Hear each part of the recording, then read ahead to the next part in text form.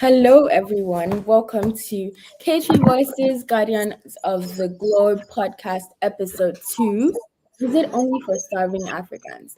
So, today we will be talking about climate smart agriculture. Thank you so much, David Atta, for being here with us today. So, tell us a bit about yourself. Of course, the pleasure is mine. Thank you for inviting me. Um, my name is David.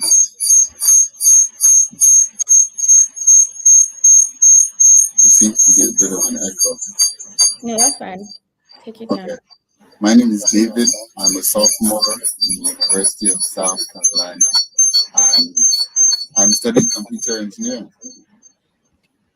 Lovely.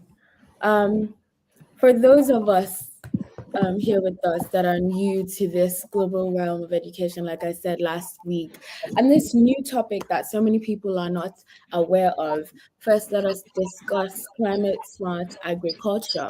What is climate smart agriculture, if you could please? Climate smart agriculture is, I'm sorry, the echo is a bit disgusting.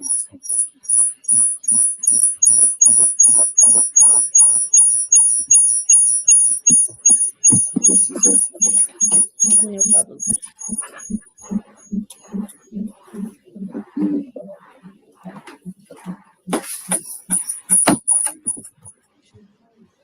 Apologies, give me a minute. Okay, so David's mic is having some issues, as we can see, but we would go on a bit with what this means. So climate smart agriculture basically is an approach for transforming and reorientating agricultural development under the new realities of climate change, which is intended to help support food security under climate change. It's a way of finding a different way to make farming more sustainable, to increase productivity, to increase adaptation with climate change, as well as mitigation. So CSA should help to reduce and or remove greenhouse gases emission. So David, is everything back on track now?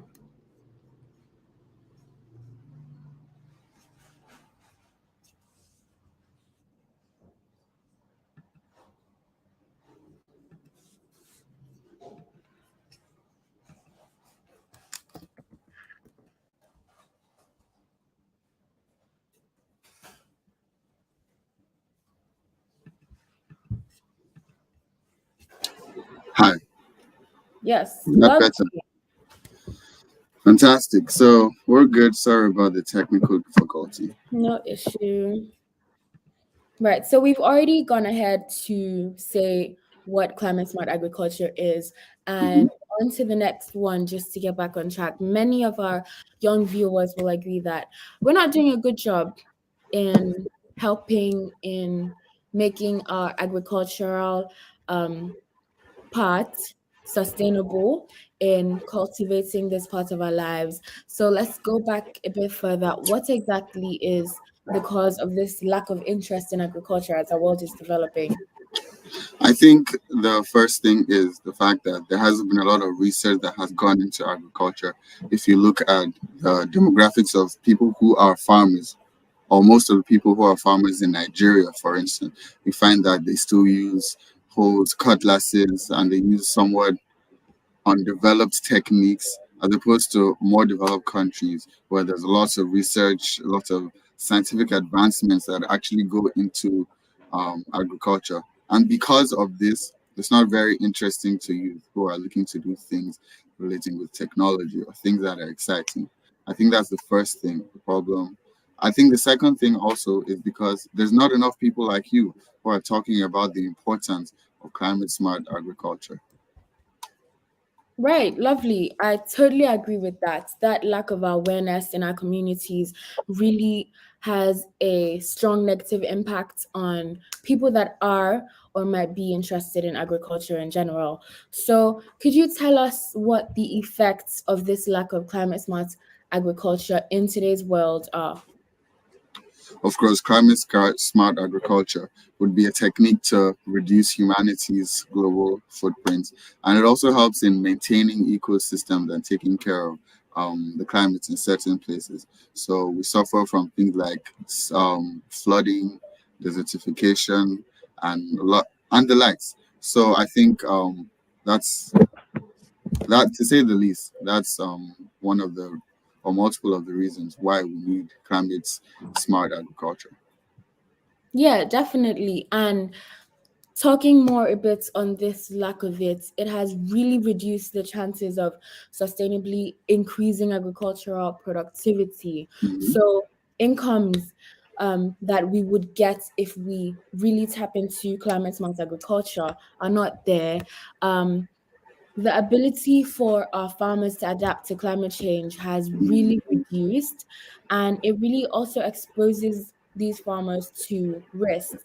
It reduces their resilience in building their capacity to adapt and to prosper in face of shocks and long-term stresses.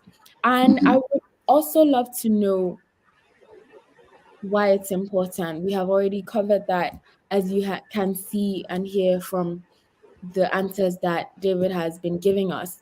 But could you please help us with that? To speak more on why it is important, it has a few positive effects, and that includes managing the landscape and taking care of it.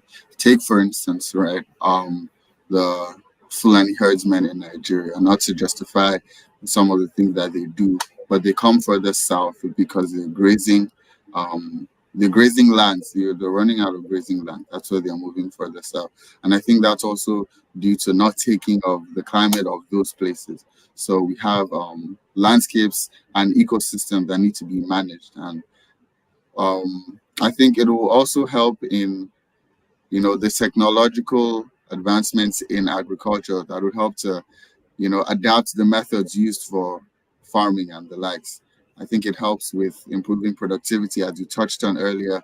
In the crops that are planted and the livestock that are taken care of. So that's just a few to mention. Yeah, definitely. Thank you so much for that. And you said something about managing landscapes.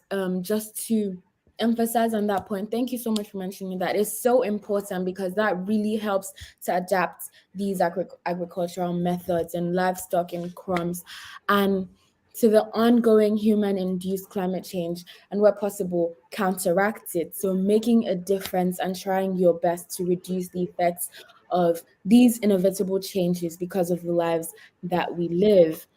Mhm. Um, it's not just on sustainable agriculture, but it's also on the increasing agricultural productivity, as David has helped us to mention before. And for those interested in making a difference, how do we implement climate smart agriculture? I think the first thing is to start small wherever you are. I remember when I was in primary school, I'm not sure if they still talk about it. They were talking about sandy soil, loamy soil, clay soil, what you can do with different kinds of soil, what you can plant and what you can use for.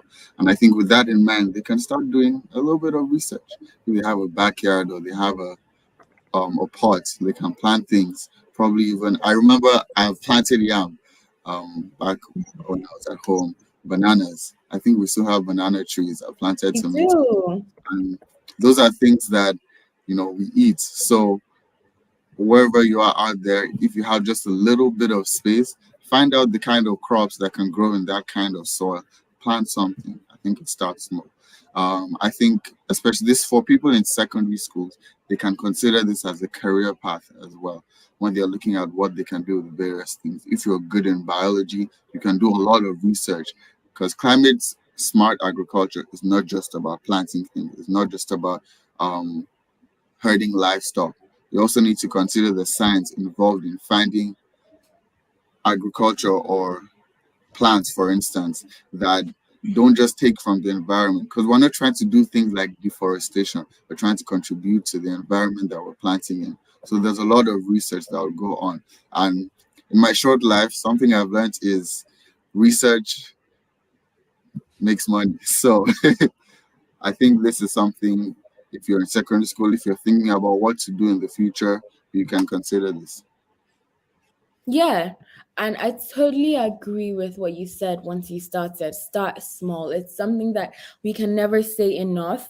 Start now and start small. You need to make sure that you go through the process before you reach higher levels. So thank you. And for obviously, you have to be involved in farming in some way. And we definitely understand that climate smart agriculture is something bigger.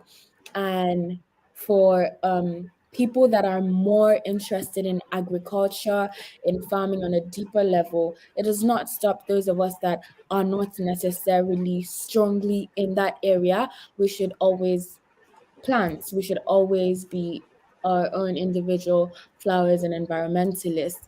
But for those that are farmers that want to take it a step further, you can definitely do this by soil management. So, for those that do not know, it is basically an integral part of land management. Again, we speak about environmental management and how it helps adapt to climate change.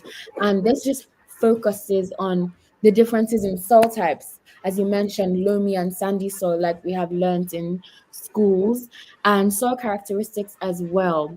So you need to know about the soil, you need to know how to manage it, you need to define the specific interventions that are named at enhancing the soil quality for the land you selected. So it depends on what you're doing, and good management practice includes no tillage, integrated soil, fertility management, and other things that you need to look into for you to take your agriculture to another level. So many other things that you need to research into, like drought tolerant maize, dairy development, farming intensivity, and the likes of those. And it's so important for us to know, to be aware, to do our research, because when you know what you're doing, it's very hard for you to miss the steps. Knowledge is power, and we all need to tap into this amazing new realm of agriculture. And with that, we would just put this short podcast to a close and say thank you so much to David Etta. And thank you so much for all of you that joined us on this episode of Guardians of the Globe. If you would like to find out more about David Etta, find him on social media at david.etta on Instagram. And do not forget to stay tuned for the next episode. If you liked what you have heard and would like your children or you yourself to be involved in KHP Voices online learning, feel free to reach us at https://twice cfeonlinelearning.com. So that is it. That's a wrap. Remember to see yourself, even if the world is blind. Reflect, connect, and transcend every internal barrier that will cage your voice. Remember, be cage free and be spectacular like David Atta. Thank you so much. Of course.